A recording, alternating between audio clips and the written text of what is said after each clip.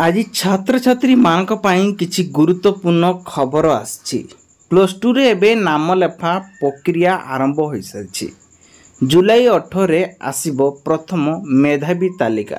तेबे 2024-2025 रे शिक्षा वर्ष रे उच्च माध्यमिक विद्यालय तथा युक्त 2 कॉलेजर प्रथम वर्ष रे एकादश श्रेणी रे नाम लेखा प्रक्रिया आज आरंभ होईछि। उच्च माध्यमिक शिक्षा परिषद अधीन विद्यालय कला विज्ञान वाणिज्य धंदामूलक पाठ्यक्रम रे नाम लेखा को नहीं प्लस टू रे एडमिशन आरंभ हो सारी। सूचना अनुसार एबे पूर्व 11टा समय पोर्टाल एबे ओपन हो सारी।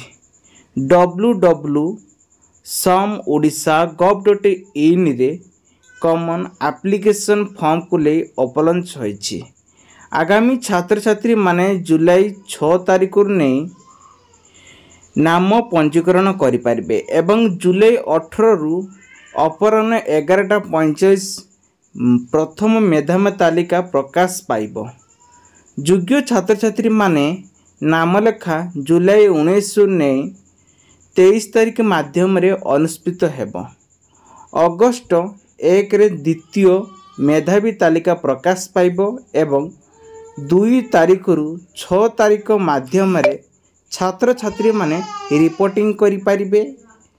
प्लस टू नाम लेखा पाई अगस्त 7 नहीं 7 तारीख रु अगस्त 7 नहीं अगस्त 8 तारीख रे छात्र छात्री माने चॉइस लिंक सुविधा उपलब्ध करा जिवो। अगस्त 14 रे स्पष्ट सिलेक्शन तालिका प्रकाश पाइब। योग्य छात्र छात्री मानकर नाम लेखा अगस्त 14 नहीं 16 माध्यम रे अनुष्ठित हेबो। तेबे नाम लेखा प्रक्रिया को नहीं अगस्त 1 रु एकादश श्रेणी छात्र छात्री मानकर पाठ पढ़ा हेबो बोली सूचना मिली।